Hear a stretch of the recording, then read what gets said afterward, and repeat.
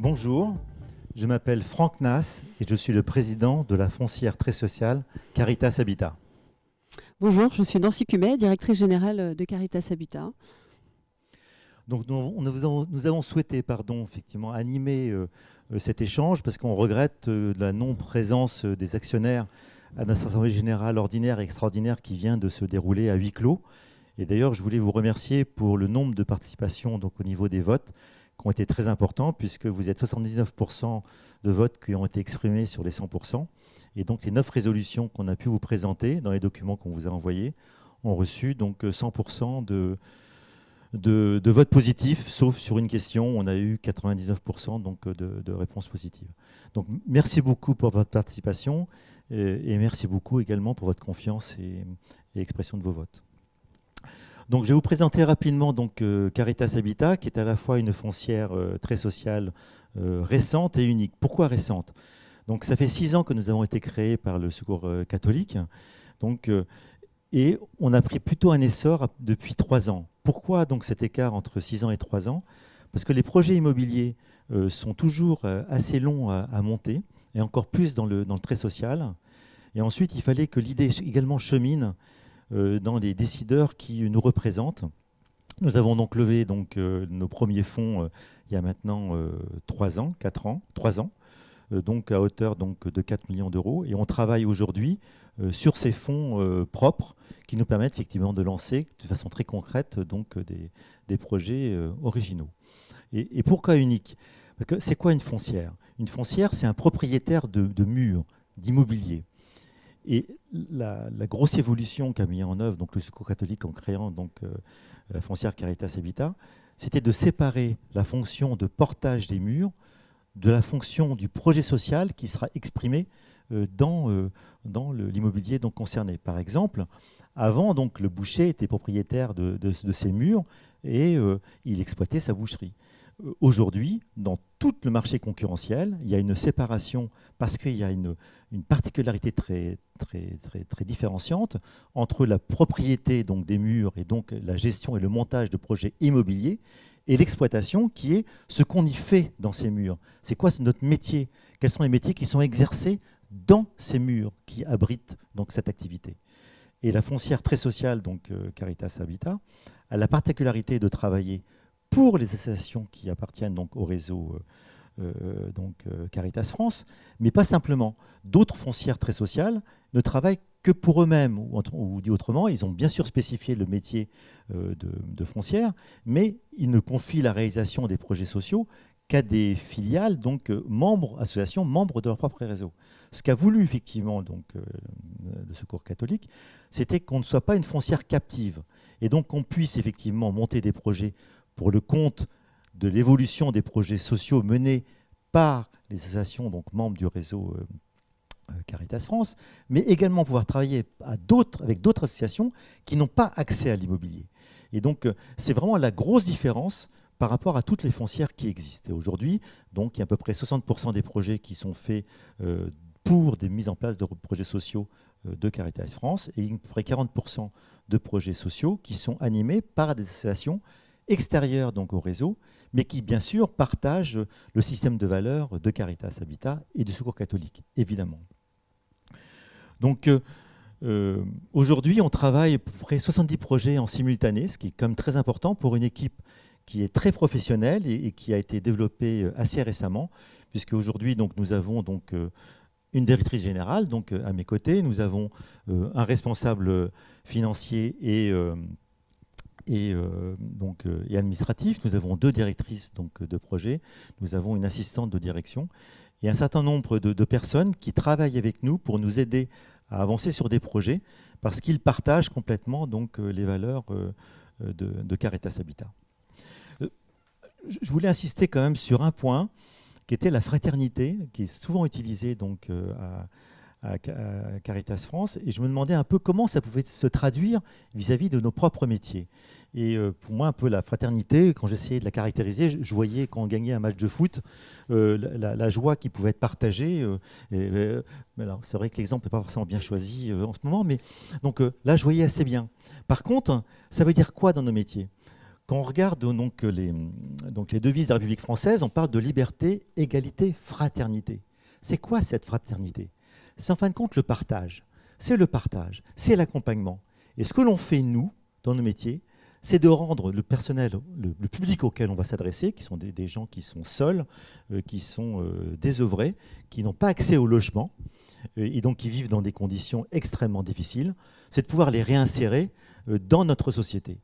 Et donc, en fin de compte, la fraternité, c'est ce qui permet de faire vivre les deux autres valeurs de la République française, qui sont donc à la fois la liberté et l'égalité.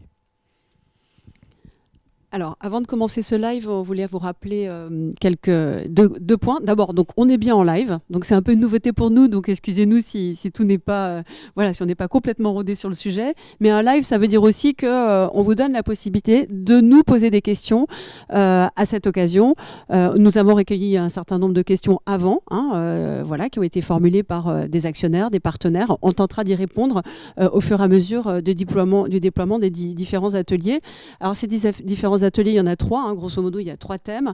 Il y a un thème sur, sur les projets portés, sur le secours catholique et la complémentarité du projet du secours catholique avec celui de Caritas Habitat. Le deuxième, c'est plutôt sur les projets portés par Caritas Habitat. Et le dernier portera essentiellement sur l'investissement solidaire. Pour aborder ces différents sujets, il y a des personnes de renom qui viennent nous accompagner aujourd'hui. Il y a Véronique Devise, la nouvelle présidente du Secours catholique. Il y a François Soulage, un ancien président qui aujourd'hui préside le conseil de surveillance. Régis Delaroulière qui préside notre conseil de surveillance, et enfin Greg qui est un investisseur solidaire de Caritas Habitat et qui nous parlera de son investissement. Et on arrivera ensuite par une conclusion qui sera faite notamment par Franck et Régis. Et pour faire cette transition, donc, je vous propose tout de suite de regarder un film qui vous permettra de mieux comprendre quelle est l'équipe de Caritas et les projets sur lesquels on travaille. On vous remercie.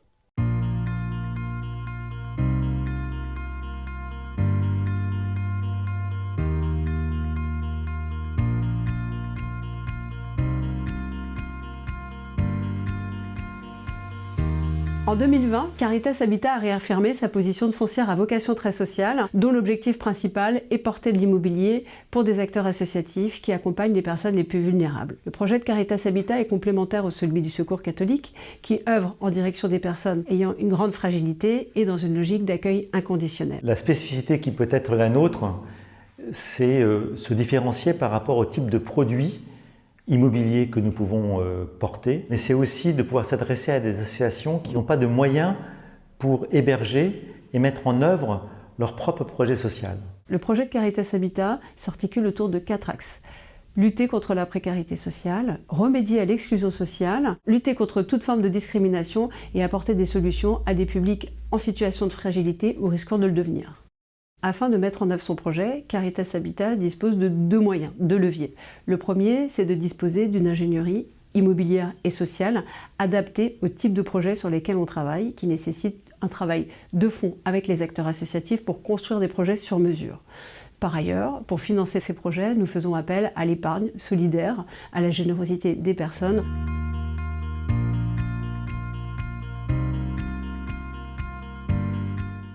Dans la poursuite des actions engagées en 2019 et notamment avec la mise en exploitation de la Maison des Sages à Buc, Caritas Habitat a mis en exploitation en 2020 25 logements en Île-de-France, principalement à Paris, en Seine-Saint-Denis, dans le Val-de-Marne, à destination des personnes les plus précaires. Ce sont des logements qui nous ont été apportés par une association qui, souhaitant que son projet social perdure, a souhaité confier à Caritas Habitat l'intégralité de son patrimoine. En 2020, on a réceptionné 2 projets à Lourdes, une petite résidence de 4 logements pour des familles monoparentales. Donc ce projet a été fait avec les cités Caritas et on a réalisé également un espace commun pour permettre aux familles logées sur place et également à l'extérieur de participer à des ateliers. Et un autre projet également à Lourdes avec les cités Caritas qui lui est une extension d'une maison relais existante qui permet de loger 6 personnes atteintes de troubles psychiques. Notre rôle, c'est que tout se passe bien et que ça soit facile pour l'association qui, elle, n'est pas une experte de l'immobilier. Son expertise, c'est de loger et d'accompagner des personnes.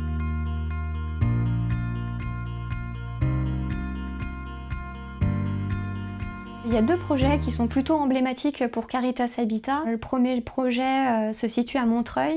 On a fait l'acquisition d'un terrain auprès de la ville de Montreuil pour y développer une opération de 16 logements. Donc là, on est vraiment dans une forme d'innovation sociale et d'accompagnement sur l'hébergement. Et il y a aussi un autre projet à Marseille qu'on fait en partenariat cette fois-ci avec le Secours catholique et les Cités Caritas. Et c'est un projet qui loge 13 femmes avec ou sans enfants, victimes de discrimination. Caritas Habitat permet à l'association de pérenniser son activité. Alors j'ai plusieurs projets qui sont très différents les uns des autres, dont un par exemple à La Mastre, en Ardèche, où là on travaille avec une association locale pour défendre un projet d'habitat partagé pour seniors au service de l'autonomie, pour permettre à des personnes isolées de vivre ensemble dans une grande maison dont l'objet de la rénover pour permettre de les accueillir dans des chambres autonomes mais avec des espaces partagés. Un autre projet qui me tient beaucoup à cœur, c'est un projet à Ploumagoire en Bretagne, côté de Guingamp, où en fait là c'est une communauté qui met en vente son ensemble immobilier puisque malheureusement la communauté religieuse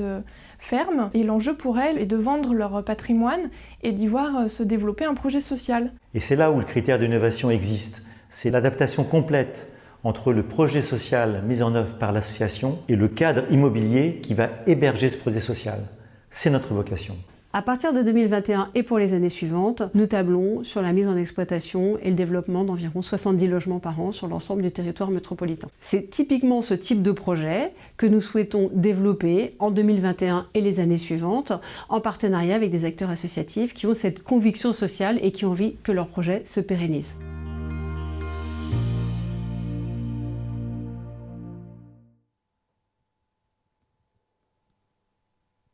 Bonjour à tous. Donc, je suis très heureux d'accueillir Véronique Devis, qui est notre nouvelle présidente du Secours catholique Caritas France. Et donc, elle vient de prendre la suite de Véronique Fayet. Donc, on reste Véronique, donc on ne sera pas trop dépaysé dans ces nouvelles fonctions. Donc, ce qui serait intéressant, Véronique, c'est que tu puisses te présenter à nos auditeurs et peut-être commencer par nous dire un peu les grandes lignes de projets qui vont animer en tant que nouvelle présidente du Secours catholique Caritas France. Oui, bonjour Franck, bonjour à vous. Donc je suis Véronique Devis, effectivement, on a changé de nom mais pas de prénom. Nouvelle présidente depuis le 15 juin du Secours catholique Caritas France. Donc je suis moi travailleur social, donc je travaille depuis 35 ans donc, dans les services sociaux, avec depuis une quinzaine d'années dans la formation des travailleurs sociaux. Je suis engagée en parallèle depuis une quinzaine d'années au Secours catholique, donc je connais très très bien le réseau Secours catholique Caritas France, puisque j'y ai été présidente de 2010 à 2016. Voilà, donc je suis la présidente depuis le 15 juin, donc c'est tout à fait récent. Et donc je voudrais rappeler peut-être quelques chiffres concernant le Secours catholique. C'est donc 62 000 bénévoles en France, 72 délégations et 2400 points d'accueil sur le territoire français. Donc on a une représentation de notre réseau vraiment sur tout le territoire et ça c'est important. C'est 1 400 000 personnes aidées chaque année, dont 300 000 familles accompagnées. Ça, c'est important dans nos actions. Et pour être tout à fait complète, il y a 500 000 donateurs qui donc interviennent pour 90% des actions et du fonctionnement de l'association Secours catholique Caritas France. Voilà. Donc, concernant l'association, alors sa mission première, et depuis sa création en 1946, c'est donc faire rayonner la charité chrétienne. Donc ça, c'est vraiment le point de départ de l'association. Et aujourd'hui, donc, les objectifs de l'association, c'est de lutter contre la pauvreté, toute forme de pauvreté, contre les causes, enfin de gérer les causes, de trouver les causes et de répondre aux causes de la pauvreté. Surtout aujourd'hui, actuellement, on veut associer les personnes en situation de pauvreté. Donc la réflexion se fait avec et à partir des personnes en situation de pauvreté. C'est très important pour nous, car nous pensons vraiment que les pauvres ont quelque chose à nous dire, ont des savoirs en fait expérientiels, c'est-à-dire issus de leur expérience, et donc peuvent nous aider à essayer de résoudre ces problèmes de pauvreté en France et à l'étranger. Voilà. Le deuxième point, c'est, je dirais, la fraternité. Vous en avez parlé tout à l'heure, et pour le Secours catholique, c'est excessivement important, cette fraternité, et notamment avec les personnes en situation de vulnérabilité. Donc de jeter des ponts entre la société et les personnes en situation de pauvreté, de vulnérabilité ou d'exclusion. Voilà. Et dernier point peut-être, pour être tout à fait complète, je dirais de répondre aussi à la spiritualité, puisque nous sommes service d'église, et donc de pouvoir répondre à cette soif de spiritualité des pauvres qui en général ne vont pas dans les églises. Et donc de pouvoir les aider à donner du sens à leur vie et, et nourrir leur intériorité. Voilà. Merci Véronique. Pardon, on est en train de sortir de 2 ans de Covid qui nous ont tous chamboulés dans notre méthode de travail. Comment tu pourrais décrire l'impact que ça a eu sur nos plus démunis ? Alors, d'une part, je dirais, déjà, le Secours catholique, qui est en lien avec les personnes en situation de pauvreté, a fait beaucoup pendant ce confinement, puisqu'il a distribué des chèques-services pour l'aide alimentaire. Il a essayé de créer du lien numérique ou par téléphone pour justement éviter cette fracture encore plus importante avec les personnes les plus en difficulté. Donc, ce qu'on constate aujourd'hui, c'est que finalement, il y a eu une rupture encore plus importante avec les personnes qui étaient déjà en vulnérabilité dans notre société. Donc ça, il y a une aggravation de la pauvreté, notamment chez les jeunes de moins de 25 ans qui n'ont aucun filet, surtout ceux qui sont en rupture familiale, puisque effectivement, ils vivaient de petits boulots, de ce qu'ils pouvaient, ils n'ont plus rien trouvé. Donc il y a eu une pauvreté qui s'est aggravée. Dans les familles également, les familles avec des enfants, des ados, etc., ils ont dû assumer les 3 repas par jour, plus de cantine, donc ça a nécessité au niveau des budgets de gros efforts et ils n'ont pas pu boucler les fins de mois, ça c'est évident. Donc le Secours catholique est venu aussi accompagner ces familles et je dirais il y a des nouvelles pauvretés qui sont apparues avec ce confinement, notamment chez les travailleurs précaires, les contrats intérim, toutes ces personnes qui étaient en fragilité d'emploi ont perdu leurs emplois, les charges ont continué de courir et malheureusement ils n'ont pas pu faire face. Donc on a pu nous répondre à, bien sûr, ces sollicitations des familles. Donc, comment pourrais-tu caractériser la place du logement dans l'accompagnement nécessaire de nos plus vulnérables ? Alors l'accompagnement du logement est essentiel. Alors j'ai envie de vous partager ce que nous avons vécu. Il y a 15 jours à Lourdes, nous étions donc à Lourdes avec tout le réseau Secours catholique et nous avons créé une nouvelle instance, le Conseil d'animation nationale, qui représente par 3 tiers les salariés, les bénévoles et des personnes en situation de pauvreté. Le sujet était sur comment lutter contre les injustices. Et donc, nous avons réfléchi, et notamment avec les personnes en situation de pauvreté. Et l'une des personnes a répondu, le pire qui existe dans la vie, c'est justement de ne plus avoir de logement. Et elle a ajouté d'être en rupture, en coupure d'eau. Parce qu'à l'époque, en fait, elle a vécu une situation à la rue, de vie à la rue, et elle était en rupture d'eau. En fait, sur la deuxième question, sur les coupures d'eau, aujourd'hui, la loi ne permet plus de couper l'eau. Donc la loi Brottes dit, les fournisseurs d'eau ne peuvent pas couper l'eau pour les personnes, c'est le premier point. Mais nous retrouvons bien sûr des personnes encore aujourd'hui à la rue. Et donc, tout ça pour dire que le logement, c'est essentiel, c'est crucial dans l'insertion des personnes. Moi, j'ai rencontré, puisque je vous ai dit tout à l'heure, j'étais donc assistante de service social, mais dans le cadre de mon engagement au Secours catholique, j'ai accompagné, et notamment pendant le confinement, mais pas que, des personnes en situation de pauvreté. Et ce que je me constate, c'est qu'il y a donc des familles qui sont locataires de propriétaires véreux, donc elles sont amenées parfois à payer des charges qui ne sont pas de leur ressort, ou le propriétaire qui met beaucoup de stress auprès des locataires alors qu'ils sont à jour. Enfin, il y a vraiment une difficulté pour les locataires, même s'ils font tout ce qu'il faut pour payer leur loyer, ils mettent le maximum, c'est parfois la première charge qui est réglée. Je pense aussi à des familles qui sont propriétaires, mais de masures, de baraquements. Je pense à une famille de 5 enfants avec un baraquement construit après-guerre sans confort. Je pense à une autre famille qui est aussi propriétaire, mais qui avait à peine l'eau courante chez elle. Donc ça, il faut savoir que ce sont des réalités.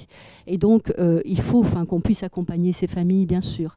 Dans les métropoles, je pense à la région parisienne ou dans les grosses métropoles, les personnes ont parfois du mal à se loger. Donc, elles sont dans des hôtels, elles sont à la rue.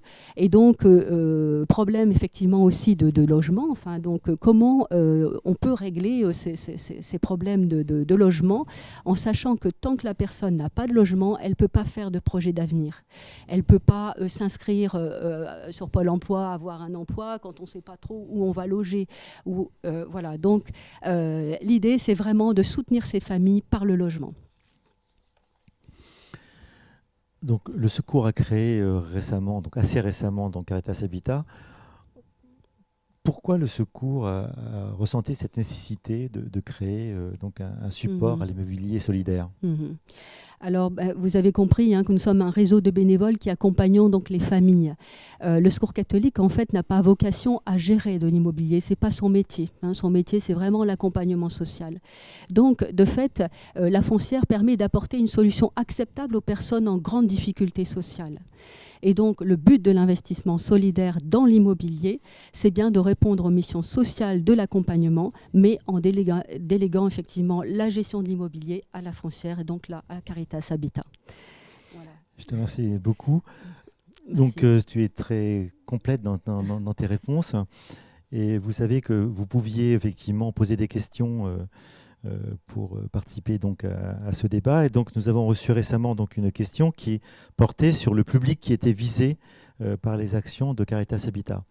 Donc, je trouve que Véronique a répondu effectivement à ce public-là et a précisé à quoi peut servir Caritas Habitat. Donc, nous, on ne remplace pas le travail d'accompagnement, on ne fait pas le travail d'accompagnement qui est pris en charge soit par le réseau Caritas France, soit, comme on l'a dit, puisque donc c'est une foncière non captive, pour apporter effectivement un immobilier possible auprès d'associations qui n'ont pas accès à l'immobilier. Et toute notre spécialité, notre profession, c'est sortir de l'immobilier à des coûts les plus bas possibles, et les plus adaptés possibles aux besoins de l'association qui va les exploiter.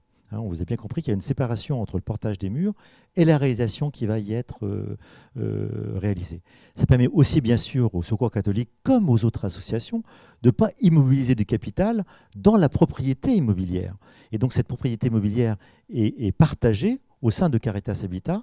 Et donc, ça permet de mettre plus de fonds à disposition des bénéficiaires finaux qui sont ceux qui vont habiter dans les locaux qu'on aura pu contribuer donc à construire. Et c'est là où Caritas Habitat est unique et où le Secours catholique était novateur en la matière. Merci à vous.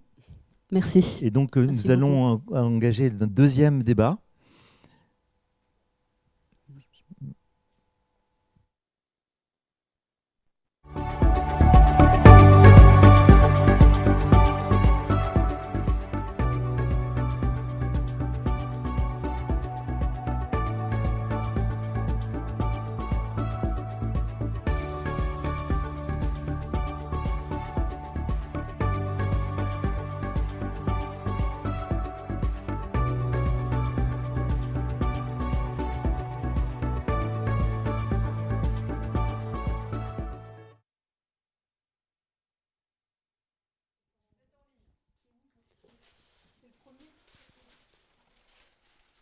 C'est ça.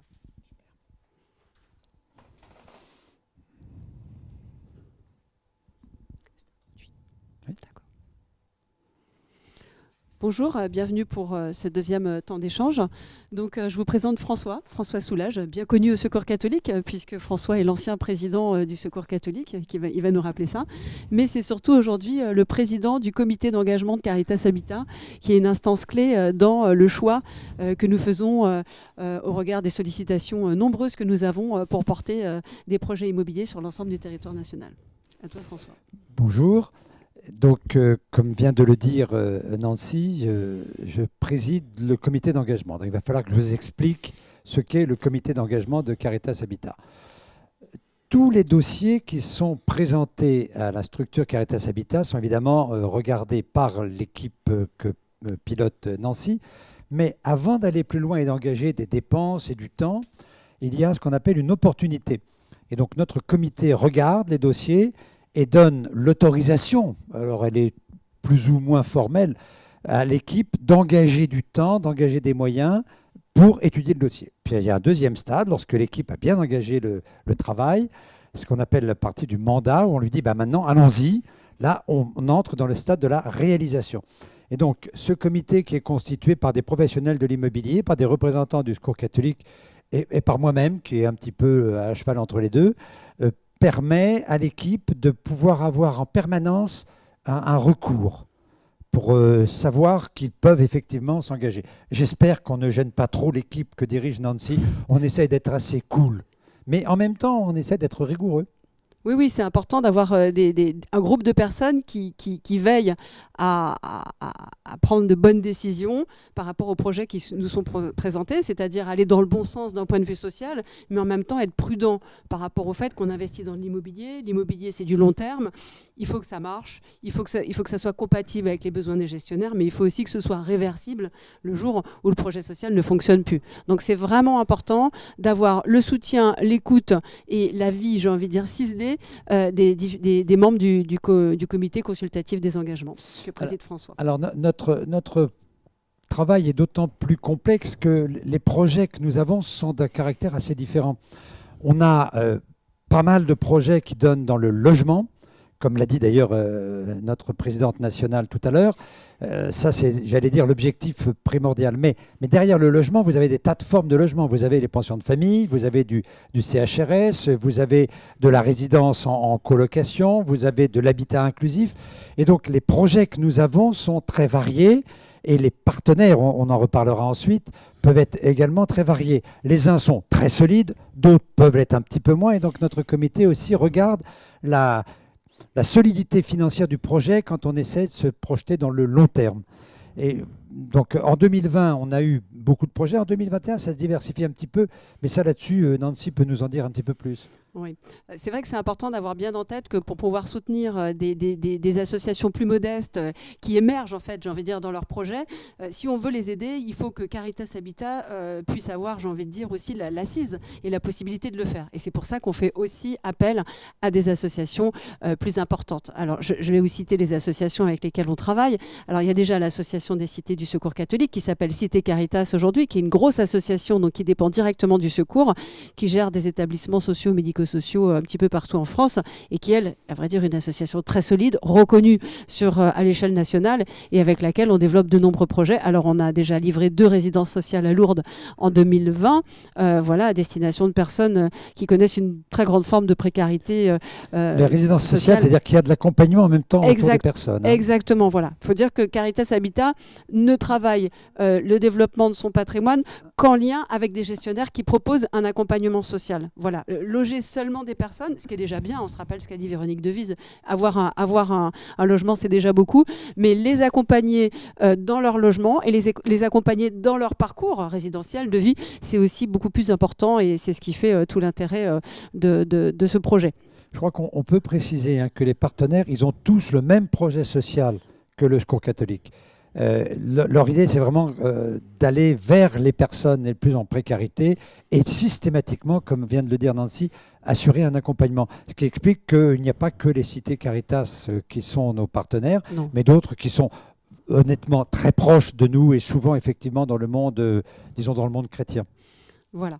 Alors, on travaille aussi beaucoup aujourd'hui sur le développement de projets d'habitat inclusif. Alors, l'habitat inclusif, c'est quelque chose qui a été souhaité par le gouvernement, qui est en train de se déployer en France, qui n'est pas évident, puisqu'en fait, l'idée est de trouver une alternative aux structures collectives pour des personnes qui sont en perte de mobilité, soit liées à l'âge, soit liées à leur handicap.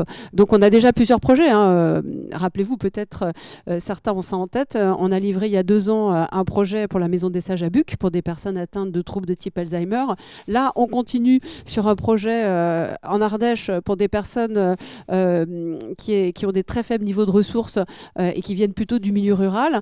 On essaye de construire une colocation dans laquelle ces personnes seront prises en charge de manière collective et pourront, à travers la maîtrise du reste à vivre, du reste à charge, trouver une solution de vie et de logement pour continuer à payer paisiblement leur vie. Voilà, on a un autre projet d'habitat inclusif dans une commune d'Île-de-France qui, elle, serait plutôt il serait plutôt destiné à des personnes souffrant d'une forme de handicap. Là, on va développer ce projet avec l'association L'Œuf Falleret. En Ardèche, on fait ça avec la Maison des Sages. Et là, on va développer un projet qui va sortir véritablement de terre en 2021 et qui va être livré tout début 2022, qui est un projet d'hébergement à Montreuil, d'une alternative à l'hébergement. On va essayer de démontrer comment aujourd'hui il est possible de proposer un hébergement digne dans un logement autonome et de ne pas continuer l'hébergement hôtelier. Il y a un projet auquel moi j'attends beaucoup d'importance, c'est celui qu'on a dans l'Orne pour accueillir des personnes qui sont en fin de peine, qui sont en libération conditionnelle et qui vont donc, dans la fin de leur peine, pouvoir être en même temps employés à du travaux agricole. Je trouve qu'il y a là, comme alternative à la prison, quelque chose d'important. J'espère qu'on va réussir. Oui, parce que c'est un projet certes socialement très intéressant, difficile dans sa mise en œuvre. Il faut arriver à capter le bon immobilier, il faut que l'association arrive à se stabiliser dans son projet. Elle l'est quasiment. Pour un public qui effectivement peut parfois questionner les riverains, mais on met tout en œuvre pour arriver à sortir ce projet avec le soutien d'Emmaüs France. C'est un beau projet en partenariat associatif, j'ai envie de dire, qui souhaite développer ce type de ferme un peu partout en France. Donc on y croit fort avec l'association Objectif Ferme. On espère que le nom du Secours catholique va permettre aux riverains d'accepter cette population qui n'est pas absolument évidente. C'est peut-être aussi ça l'intérêt d'avoir Caritas à l'intérieur du Secours catholique, du groupe Secours catholique, parce que c'est rassurant. Voilà. Alors moi, je pense qu'il faut peut-être qu'on revienne. Pourquoi est-ce qu'on a créé ce Caritas Habitat par rapport au Secours catholique même? Franck l'a dit, nous, on dégage les gestionnaires de toute la responsabilité de l'immobilier. C'est-à-dire qu'on prend en charge tout ce qui est le fonctionnement immobilier. Mais en même temps, et parce qu'on est une structure très spéciale, on fait du sur-mesure. Il n'y a pas un projet, je crois que tu peux me le confirmer, il n'y a pas un projet qui ressemble à l'autre. Ce qui d'ailleurs explique que c'est très long à mettre en place parce que c'est du sur-mesure. Et en même temps, on voit bien que nos différents partenaires, ils ont des capacités de loyer qui peuvent être différentes. Donc il va falloir qu'on travaille sur la manière dont on mobilise des fonds, on en reparlera tout à l'heure, pour permettre d'avoir un loyer qui est acceptable à la structure vers laquelle on va aller. Et tout le monde ne peut pas payer le loyer du marché. Je crois que ça, c'est un des enjeux, me semble-t-il, dans votre recherche de dossier. Exactement, il y a deux enjeux. J'ai envie de dire, tout d'abord, développer et porter un immobilier qui corresponde vraiment aux besoins des acteurs associatifs, besoins qui peuvent évoluer d'ailleurs. C'est ça l'enjeu. C'est d'abord accueillir, c'est loger, c'est stabiliser, mais c'est aussi accompagner. Donc il faut trouver des immobiliers qui correspondent à leurs besoins aujourd'hui, qui ont une certaine forme de pérennité, mais il faut absolument qu'on s'assure de cette réversibilité pour nous, pour garantir notre patrimoine, mais aussi pour garantir, on va dire, la pérennité du projet de l'acteur associatif qui peut aussi lui-même évoluer en fonction de sa volonté, de son projet, mais aussi des financements aujourd'hui dont il bénéficie, qui sont très fluctuants, à vrai dire. Oui, parce que quelquefois, nos partenaires ont du mal à comprendre que nous avons besoin d'avoir des loyers qui, quand même, nous permettent de couvrir nos charges, de couvrir le fait que les épargnants, on en reparlera tout à l'heure, ils ont quand même envie d'avoir une certaine sécurité. Et donc notre loyer doit à la fois être compatible avec ce que peut payer l'association vers laquelle on va et en même temps permettre à Caritas Habitat de vivre sa vie. Et donc c'est un enjeu assez compliqué et je comprends pourquoi notre équipe de temps en temps ne peut pas répondre à certains projets. On peut décevoir des associations car on est obligé de leur dire non, écoutez, là, ça ne marche pas. Votre capacité à payer le loyer est insuffisante pour que nous, on puisse prendre en charge. Mais en même temps, quand on est par exemple avec le SAMU Social de Paris, qui est un de nos partenaires importants, ou avec l'association Aurore, qui est un autre partenaire important, ou encore avec Emmaüs, on a des discussions qui sont quelquefois un peu compliquées parce qu'eux, ils ont envie de faire leur projet et nous, on a des contraintes. Et notre comité d'engagement, il est quelquefois pris entre deux feux parce qu'on a envie de dire oui. Et Nancy et son équipe disent, mais attendez, vous êtes gentils, mais nous, on ne sait pas comment faire parce que là, on a des contraintes techniques et financières. Et vous voyez, donc c'est un travail assez compliqué. C'est pour ça, et ça, Véronique l'a bien dit tout à l'heure, le Secours catholique ne peut pas faire de l'immobilier. C'est vraiment un métier très particulier dans un monde très spécifique. Et l'équipe de Nancy, d'ailleurs, c'est des spécialistes de l'immobilier parce que monter un projet, d'ailleurs, nous, au comité d'engagement, ça nous surprend. Quelquefois, on aurait envie qu'ils aillent plus vite, mais ils ne peuvent pas. Enfin, je ne sais pas, je ne pense pas que vous puissiez aller beaucoup plus vite aujourd'hui. C'est pas possible, c'est trop compliqué. Non, c'est sûr. Il y a une certaine forme de complexité liée déjà, j'ai envie de dire, intrinsèquement à la question immobilière. Hein. Monter un projet immobilier, c'est long. Ensuite, le volet social, j'ai envie de dire, complexifie encore plus. Mais c'est pour ça qu'il y a un intérêt à créer cette foncière et à poursuivre les projets jusqu'au bout. Peut-être on peut en profiter pour répondre à une des questions qui nous a été posée. Une deuxième question, voire une troisième, c'est comment bien dimensionner le patrimoine par rapport aux moyens de Caritas Habitat. Ce qui est une excellente question parce qu'on se peut dire que tous ces projets sont développés avec une équipe aujourd'hui voilà, qui n'est pas très grande. Mais il faut savoir qu'on a quand même 3 personnes, enfin je me mets dedans, en charge directement de la production immobilière. On a aussi des moyens dédiés à la gestion de ce patrimoine, sachant qu'aujourd'hui, gérer le patrimoine de Caritas Habitat, c'est une gestion propriétaire. Hein. On délègue la plus grosse partie de la gestion à des acteurs associatifs dont c'est le métier, puisqu'ils vont assurer, j'ai envie de dire, la mise en œuvre du projet social et la gestion immobilière au quotidien. Et pour ça, en fait, on donne à bail nos biens immobiliers à travers 3 biais. D'abord, des conventions de gestion, essentiellement avec les grands preneurs à bail, que peuvent être l'Association des cités ou le SAMU social de Paris. Après, des mandats de gestion qu'on confie à des agences immobilières de préférence à vocation sociale et de préférence en Ile-de-France à l'agence immobilière à vocation sociale du Secours catholique. Et ensuite, on signe des baux civils, notamment avec le Secours catholique, quand on met à disposition des locaux, notamment en région. On va le faire dans pas longtemps à Brest, puisqu'on va ouvrir un accueil de jour avant la fin de l'année.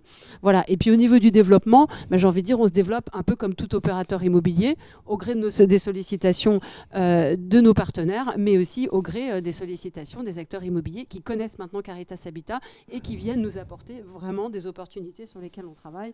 Donc on achète aussi des logements en bloc, ce qui s'appelle, voilà, on va acheter 2 immeubles en Ile-de-France avant la fin de l'année.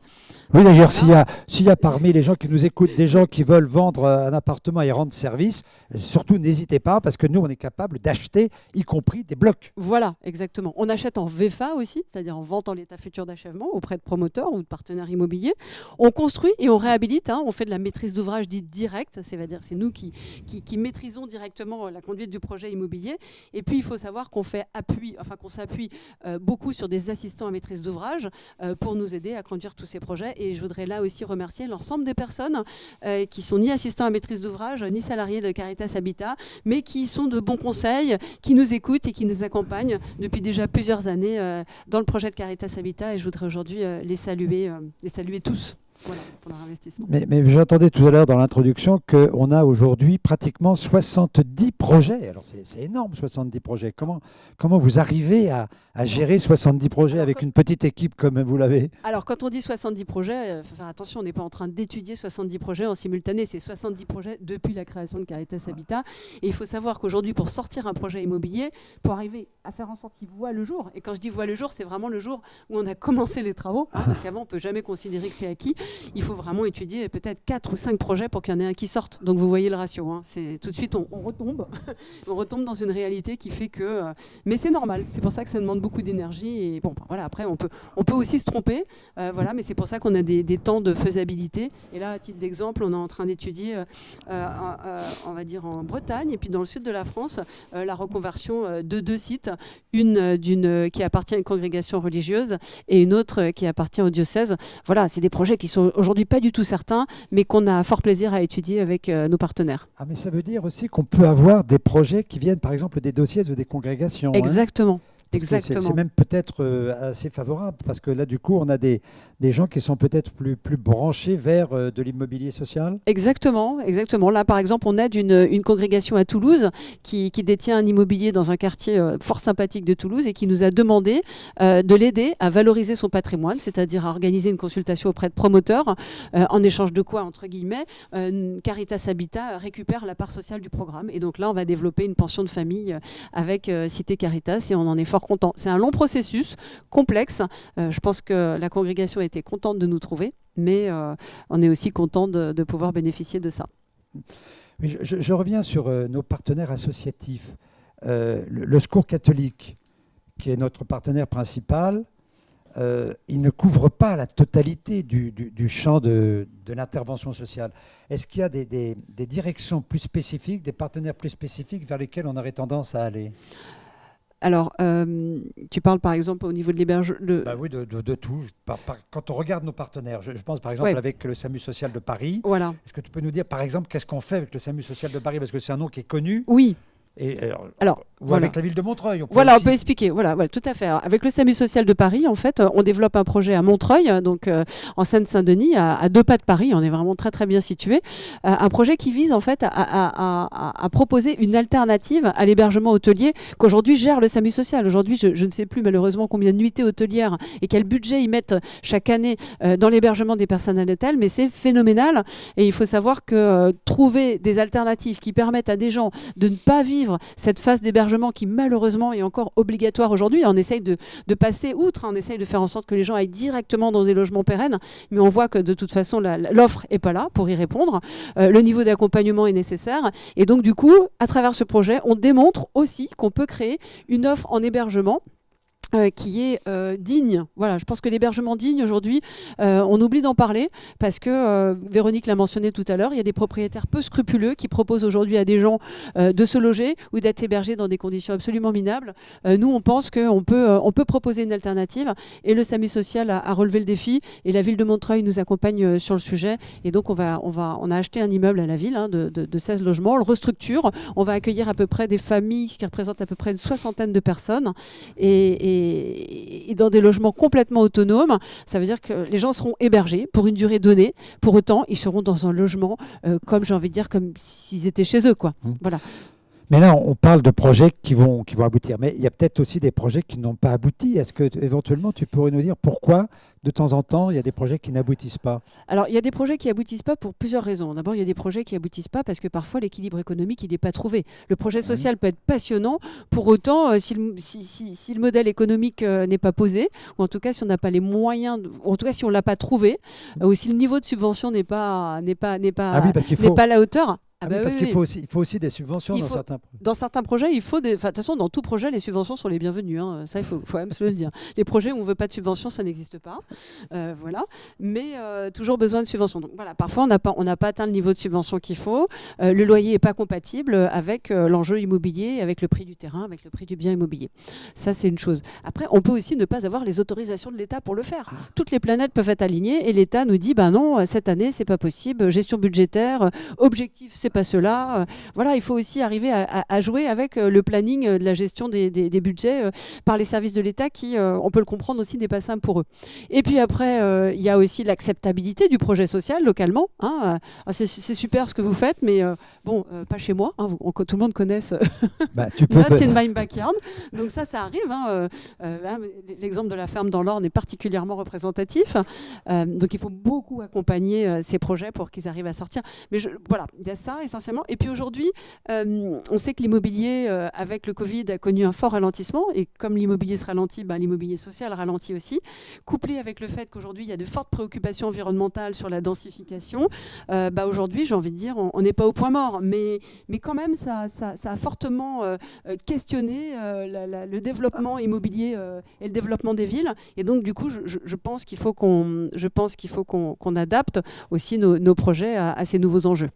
Tu peux peut-être aussi nous raconter les petits problèmes qu'on a avec des copropriétés.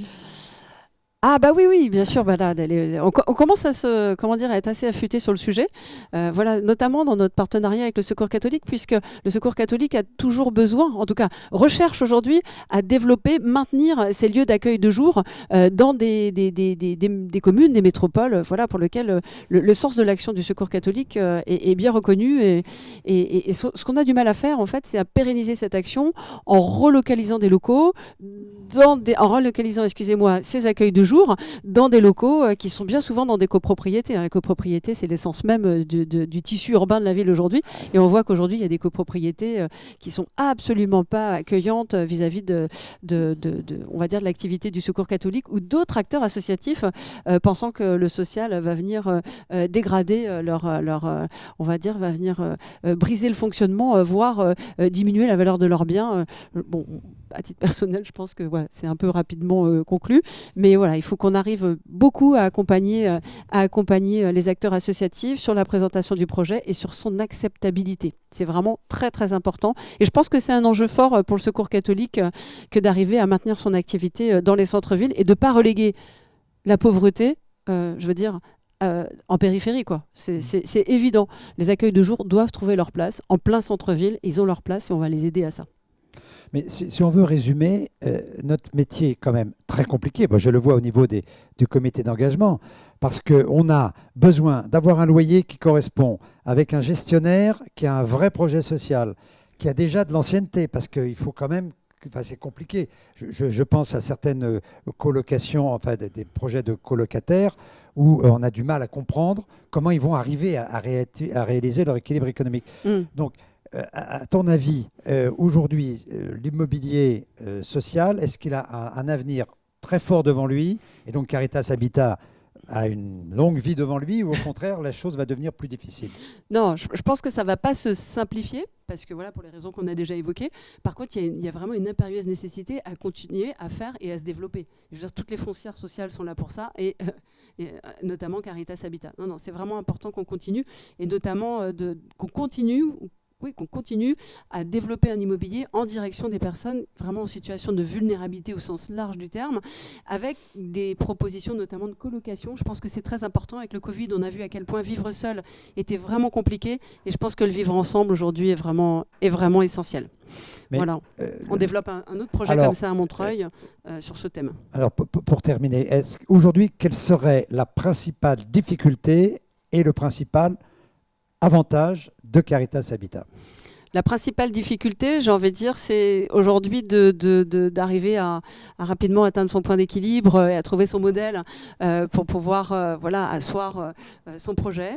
Ça, c'est vraiment important. Mais attends, ça veut dire qu'il n'a pas encore trouvé son modèle économique, si, quand même. Ou alors on a mal fait notre travail. Non, il a trouvé son modèle économique, mais on est encore en phase de développement et on a besoin encore d'être soutenu. Ça, c'est bien évidemment...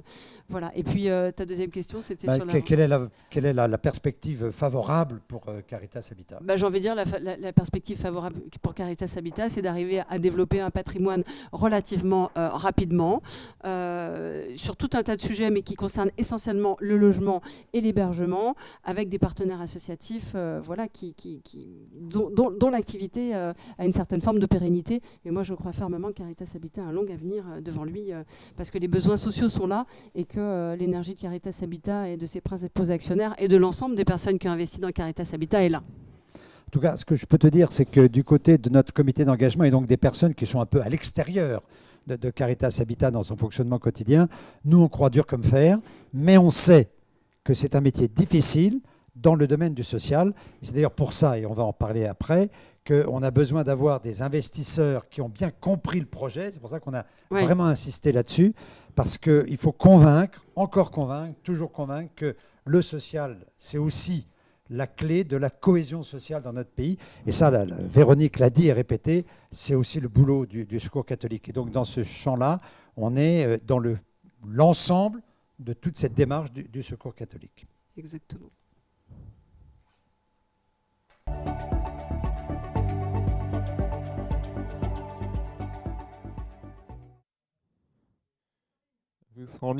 Bonjour. François, tout le monde te connaît maintenant. Tu t'es présenté. Moi, j'ai l'honneur, parce que je ne sais pas si tu t'es présenté comme ancien également président du Secours catholique. Et moi, je suis très honoré d'être à tes côtés. Je suis Greg Krzewski. Je suis ici en tant que souscripteur individuel au capital de Caritas Habitat, et nous avons quelques minutes avec François pour parler de l'investissement solidaire. Alors l'investissement solidaire, pour une raison tout à fait particulière, et on va en parler parce que Caritas Habitat envisage une augmentation de capital pour accompagner tous ces beaux projets dont on a parlé il y a quelques instants. Alors, l'investissement solidaire, c'est un investissement qui est particulier. C'est un investissement, c'est un placement dont la finalité n'est pas le gain financier, le profit financier à court terme. C'est un placement dont le but est de servir l'utilité de la société, de créer du lien entre les acteurs économiques et sociaux, en plaçant donc l'humain au centre. Mais vous ne voulez pas perdre votre argent quand même? Non, naturellement non. En revanche, non seulement je n'en attends pas un gain financier immédiat, probablement sur long terme, oui. Ma satisfaction, enfin ce que je vais mesurer comme un placement réussi ou non, c'est la manière dont il a été utilisé pour venir en aide aux personnes dans le besoin. Et donc ça, clairement, c'est le rôle de Caritas Habitat.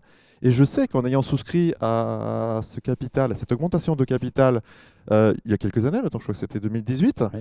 Je sais, et je vous ai bien écouté, Nancy et toi et Franck auparavant, que cet argent est parfaitement employé. Mais que naturellement, le retour n'est pas immédiat. Ah non, parce que quand on regarde, quand on fait le plan de financement des dossiers, on prévoit un retour sur le capital de 40 ou 50 ans. Alors, on ne sera peut-être plus de ce monde à ce moment-là, mais c'est ça, la logique de l'immobilier, hein, il ne faut pas non plus rêver. Mais nous, notre société prévoit le retour sur fonds propres de 40 à 50 ans, ce qui nous permet en gros de garantir à l'investisseur que pratiquement à tout moment, on pourra lui rembourser. Parce qu'en plus, on a une poche de trésorerie de l'ordre de 15% de trésorerie en permanence, de manière à ce que l'investisseur qui aurait un besoin puisse se faire rembourser. Alors, on espère que ce ne sera pas le cas, mais on fait attention à ce que ce soit possible. Voilà. Non, parce que j'insiste là-dessus, parce qu'il ne faut pas confondre le social et l'investissement dans le social. Le mot investissement continue à être un mot important. Et c'est d'ailleurs pour ça qu'avec Nancy, on le disait tout à l'heure, nous cherchons des projets qui vont s'inscrire dans le temps avec une garantie de fonctionnement économique satisfaisant. C'est-à-dire que le social continuera à fonctionner et nous, on continuera à toucher des loyers qui sont calés à la fois pour vous permettre de retrouver votre capital le moment venu et à la société de fonctionner. Et je crois que pour l'investisseur, c'est important parce que si même vous ne voulez pas une rentabilité, il faut quand même que vous sentiez qu'on ne gaspille pas vos ressources. Absolument, voilà. C'est extrêmement rassurant. C'est extrêmement rassurant. C'est rassurant pour nous qui sommes déjà actionnaires. C'est rassurant pour ceux qui envisagent de participer à cette augmentation de capital. Elle est de quel ordre, François, Alors, est-ce que tu as... nos besoins actuels, compte tenu des projets qu'on a, on va avoir besoin de fonds propres de 4 à 5 millions par an. Parce qu'il faut préciser comment on fait. Dans nos projets, on essaie de mettre entre 20 et 50% de fonds propres. Ensuite, selon les cas, on fera de l'emprunt ou, si on peut, et notamment dans le logement très social, avoir des subventions de la part des pouvoirs publics. Je dois dire, et ça c'est important pour nos investisseurs, on a, je pense, un très gros soutien des pouvoirs publics qui nous font une très grande confiance. Ça, c'est quand même assez intéressant. D'ailleurs, si on n'obtient pas, par exemple sur une pension de famille, un accord des pouvoirs publics, on ne le fera pas. Parce qu'une pension de famille, ça ne peut vivre au prix que s'il y a un prix de journée qui est accordé. S'il n'y a pas de prix de journée, il ne peut pas y avoir de pension de famille. Ça aussi, c'est important pour nos investisseurs. On n'engagera pas des opérations à risque important. Donc, on met entre 20 et 50% de fonds propres, et c'est là que vous nous apportez les ressources dont on a besoin. Donc 4 à 5 millions par an, les projets, nous les avons déjà. Alors il faut que vous sachiez quand même, et je sais que tu le sais Greg, mais Nancy l'a redit tout à l'heure, entre le moment où quelqu'un vient nous voir avec un projet et le moment où on pourra dire on va engager telle somme, c'est au minimum 2 ans. Aujourd'hui, notamment parce qu'on est dans le social. Et que donc il faut trouver le bon gestionnaire, il faut trouver le bon partenaire, il faut trouver éventuellement les fonds publics, et donc il nous faut un temps assez long, y compris pour vérifier la faisabilité. Donc, vous, investisseurs, il ne faut pas vous étonner si à certains moments on ralentira un peu ou au contraire on accélérera la levée de fonds. Ça va être en fonction de la rapidité avec laquelle les projets vont nous arriver. On ne veut pas immobiliser de l'argent si on n'a pas des projets en face. Parce que la gestion de la trésorerie aujourd'hui, mais ça tu le sais, avec les taux d'intérêt qu'il y a, de la gestion de trésorerie n'a aucun intérêt. Aucun intérêt, mais ce qui est non seulement rassurant tout ce que tu viens de dire, mais c'est que ces projets, malgré finalement la jeunesse de Caritas Habitat, il y a déjà des projets qui sont sortis, donc qui sont des modèles en fait, et qui servent comment dire, d'exemple en fait, tout simplement à reproduire. Et tout ce qu'il y a dans le pipe, comme on dit, hein, dans le jargon, et ce pipe est extrêmement bien rempli. Donc cet argent qui va être levé va servir à les sortir de terre, à les matérialiser. Et ça, c'est génial. Donc finalement, tu parlais du temps long, mais on a déjà les premiers résultats. Et ça, c'est très, très rassurant. Oui, oui, tout à fait. Enfin, mais on a vu à l'Assemblée générale tout à l'heure, les choses avancent bien. On arrive maintenant à la sortie des... Enfin non, on arrive. Ça fait 1 an qu'on sort les premiers projets, mais là, on en a quelques-uns qui vont sortir maintenant. Alors, ce que disait Nancy tout à l'heure, c'est que par exemple, on peut être engagé sur des projets en VFA, c'est-à-dire en vente sur plan. Mais ceux-là, ça y est, c'est parti. On les connaît. On les connaît, hein, en état futur d'achèvement. On les connaît et on sait déjà, il faut déjà qu'on mette de l'argent dans les projets. Mais ceux-là, on commence à bien les connaître. Donc, moi, je ne suis pas du tout inquiet sur la montée en charge. Certains investisseurs se sont un peu étonnés parce qu'ils avaient l'habitude d'entrer dans des foncières qui fonctionnent déjà. Nous, on ne fonctionnait pas. Donc, il nous faut laisser le temps. Ça y est, on entre dans la période où maintenant, ça y est, on entre dans le champ classique des foncières. Alors, ce qui est aussi classique, comme tu le dis, dans l'investissement solidaire, c'est la capacité à mesurer cette valeur ajoutée. Parce que ça, c'est fondamental. Moi, j'investis, donc je sais que je n'aurai pas de retour financier, de retour sur investissement financier. Ce n'est pas l'objectif. Mais mon objectif à moi, en tant qu'investisseur, en l'occurrence particulier, c'est de mesurer en fait cette valeur ajoutée sociale, c'est-à-dire cet impact social. C'est quoi les indicateurs? Comment est-ce qu'on peut mesurer, oui, j'ai réussi, mon placement a été un succès? Alors d'abord, il faut dire qu'en France aujourd'hui, nous n'avons pas de grille d'analyse de l'impact social, quel que soit le domaine d'activité. Il y a de la part du gouvernement, de la part des associations, des tentatives qui sont faites. Alors, qu'est-ce qu'on fait, nous? D'abord, on suit de très près le projet pour voir si ce qui est réalisé correspond à ce qui avait été indiqué. C'est déjà important. Le deuxième point, c'est que en fonction des projets, par exemple sur les sortants de prison dont j'ai parlé tout à l'heure, là on aura une indication de voir qui sont ceux qui, sortant de prison grâce à l'insertion qu'on a donnée, trouveront un emploi à la sortie. Dans le cas de Alzheimer, on regardera quel est l'impact de l'engagement des familles sur les personnes en Alzheimer. Sur une pension de famille, on regardera le temps moyen pour la famille de sortir de la pension. Et si elle n'en sort pas, c'est peut-être pas parce que l'immobilier n'est pas adapté, c'est parce que l'accompagnement n'aura pas été adapté. Donc, on a pour chaque projet une recherche d'un impact social propre à ce projet. Et à chaque fois, on se donne un objectif mesurable. Mais je ne peux pas vous donner la liste parce qu'elle serait trop importante. Mais dans le cas du SAMU social de Paris, bon, on sait déjà comment on va évaluer. Ils le savent eux-mêmes. C'est le taux de sortie positive, etc. J'imagine que Caritas Habitat va communiquer ces résultats parce que c'est fondamental pour nous de savoir au moins une fois par an, tiens, on a aidé tellement de personnes, tellement d'associations. Oui. Pour nous, je pense qu'un investisseur, c'est important. Alors ça, c'est vraiment, on va vous donner toutes les indications. Donc, transparence totale. Oui, alors d'autant que comme les fonds qu'on va lever, ils viennent par exemple de l'épargne salariale. Moi, il me semble important que les salariés qui ont engagé dans l'épargne solidaire puissent être mis au courant de ce qui est réalisé comme impact. On va avoir aussi peut-être ce qu'on appelle un fonds à impact dans le cadre de l'assurance vie.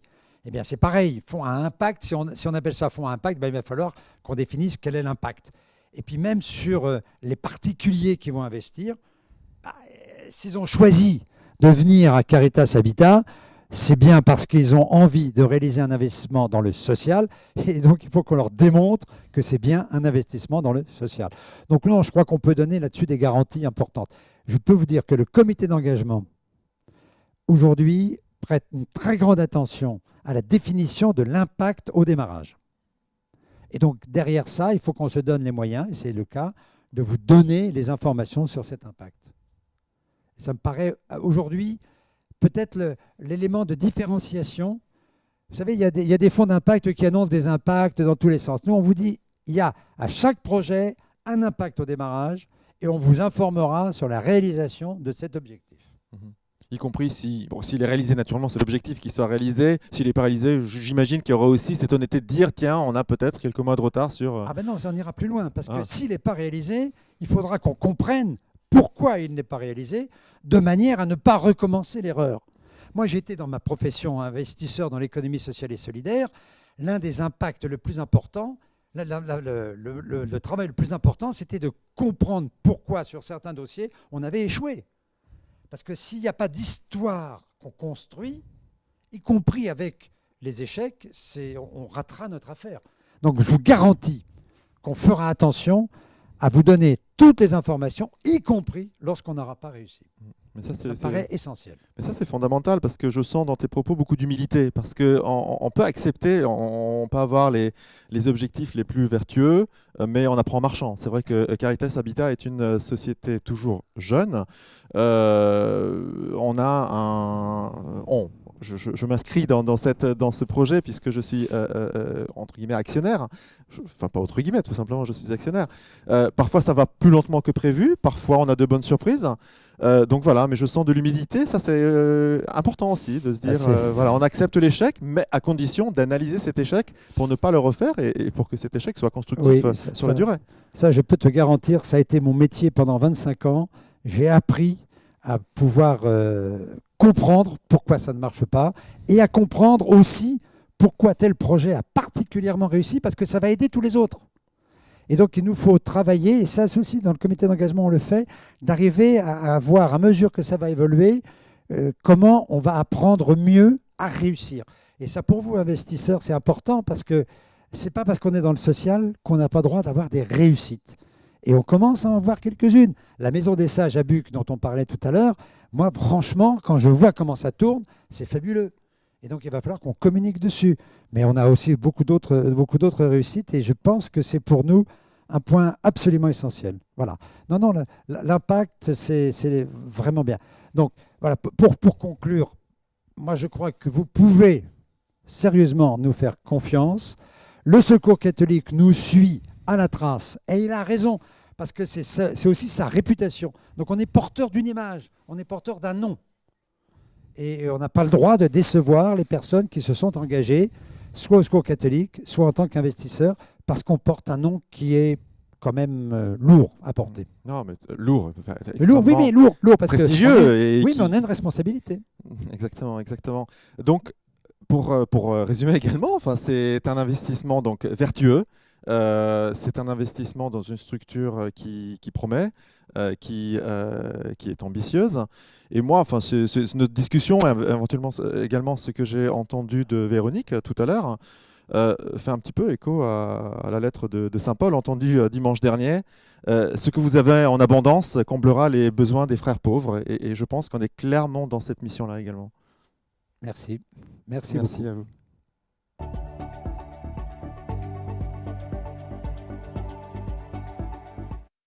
Heureux d'accueillir Régis de la Roulière donc, à cette troisième et dernière table ronde. Donc Régis, est-ce que tu pourrais te présenter et dire quelle est l'action que tu mènes donc, au sein de Caritas Habitat? Donc Régis, on m'a demandé de prendre la présidence du conseil de surveillance. Le conseil de surveillance a un rôle très limité. La présidence opérationnelle, c'est Franck qui l'a fait avec Nancy comme directrice générale, que vous avez vu tout à l'heure.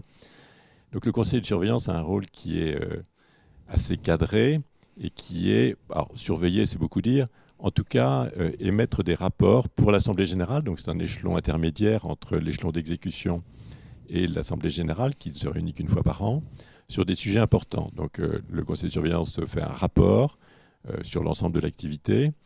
On lui demande de regarder les documents qui lui sont fournis et de les analyser pour voir s'il ne voit pas d'anomalies ou de choses particulières sur lesquelles il devrait attirer l'attention. Et puis sur des opérations particulières comme les apports de patrimoine, il y a eu la Clette, il va y avoir Guerbet. On demande de faire un rapport, vous l'avez vu en Assemblée générale, sur l'intérêt et la façon dont est présentée l'opération. Donc c'est un élément de sécurité. Il y a un deuxième rôle qui n'est pas défini par les textes, mais qui est aussi de pouvoir, en tant que de besoin, appuyer les équipes. Elles ont une responsabilité qui est lourde et importante. Voilà, et le fait d'avoir une entité qui est plus éloignée des affaires, mais proche d'elle quand même, on peut dans certains cas aider à réfléchir, mûrir un sujet, mettre du liant, aider à trouver des contacts pour investir, etc. Merci Régis. Comme à la précédente table ronde, il y a des questions du public. Il y en a une qui peut-être peut peut-être posée. Donc, existe-t-il un engagement du Secours catholique Caritas France à soutenir financièrement Caritas Habitat en cas de besoin? Est-ce réellement une question qui peut se présenter? Finalement, c'est pas quelque chose Elle se pose dans le public. c'est pas une question que je me posais d'ailleurs quand j'ai accepté cette responsabilité. Et donc, ça m'a obligé à mieux comprendre un petit peu la façon dont fonctionne Caritas Habitat. Peut-être deux sujets là-dessus. Le premier, j'ai été très frappé par la variété des opérations qui sont conduites et qui, dans certains cas, sont une vision très large de l'habitat social. On va au-delà de l'habitat, mais manifestement, ça prend beaucoup de temps, il y a de la complexité. Peut-être, ça a déjà été beaucoup développé, mais tu peux peut-être nous en dire un mot. Non, effectivement, donc chacun peut se rendre compte qu'on travaille beaucoup effectivement sur l'habitat inclusif et l'hébergement, mais pas que. Et c'est la particularité donc de Caritas Habitat, c'est qu'on a des projets donc qui sont extrêmement variés. On peut parler d'épiceries solidaires, de garages, de logements pour des jeunes travailleurs, également d'hébergement pour des personnes âgées donc démunies.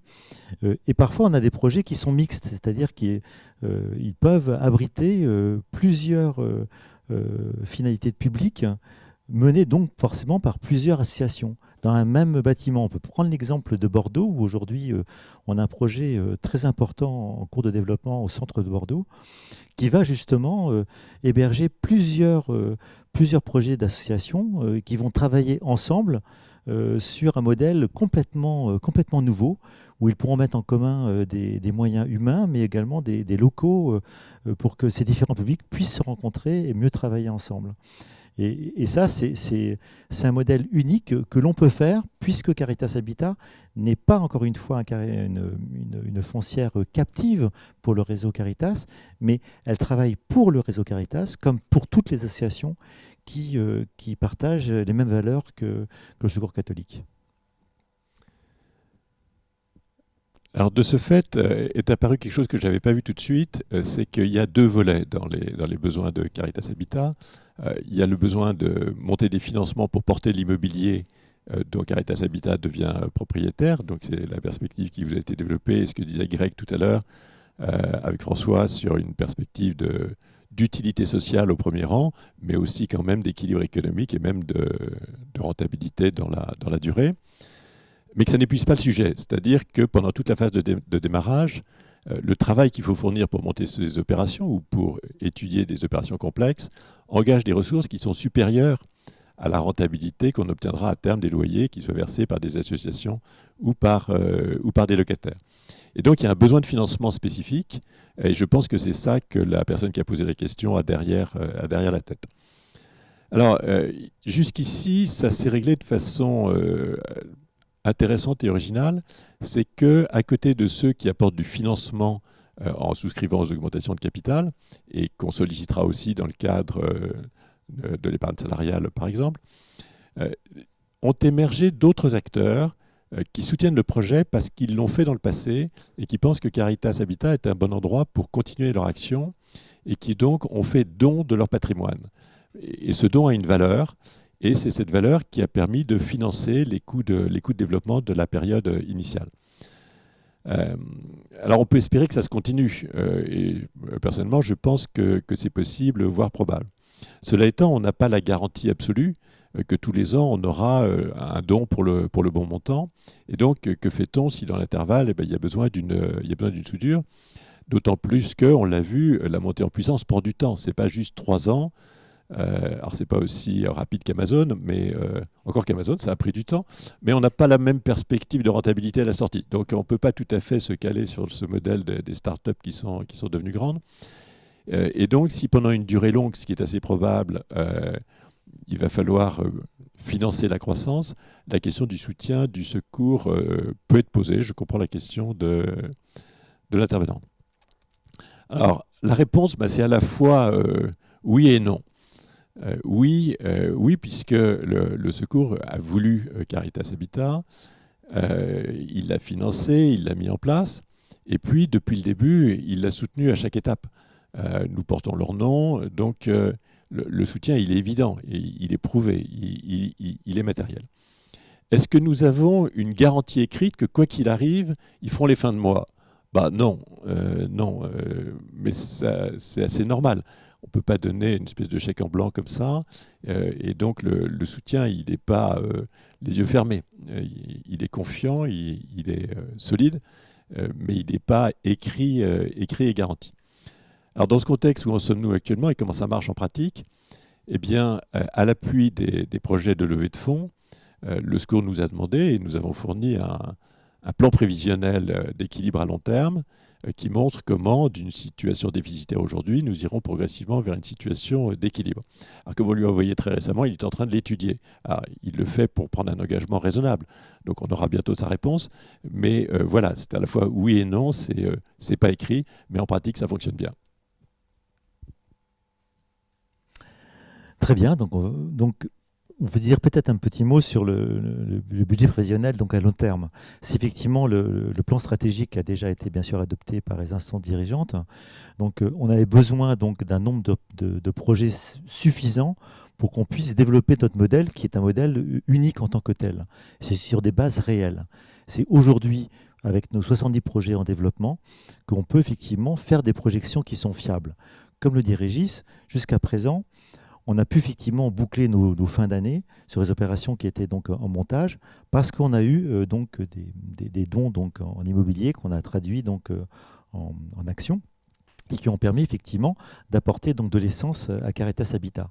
Et donc dans la projection qu'on a fait donc pour le Secours catholique, pour qu'il puisse appréhender la réalité des besoins qui seraient peut-être nécessaires, on a fait donc un scénario géré crash, c'est-à-dire que la pire situation, c'est dans les 10 ans qui viennent, si on développait donc les projets qu'on est en train donc de mettre en œuvre, et si on n'avait strictement aucun don, ce qui est peu probable, mais on ne peut pas le garantir à ce jour. Donc on a défini effectivement quel serait le besoin nécessaire par an à Caritas donc Habitat. Et on sait par ailleurs qu'on aura un cash flow qui serait positif dès l'année donc 2022-2023. Mais donc, ils peuvent tout à fait prendre position sur des réalités qui sont celles qu'on traite pour leur compte au jour d'aujourd'hui, soit Secours catholique, soit membres du réseau, soit association donc extérieure.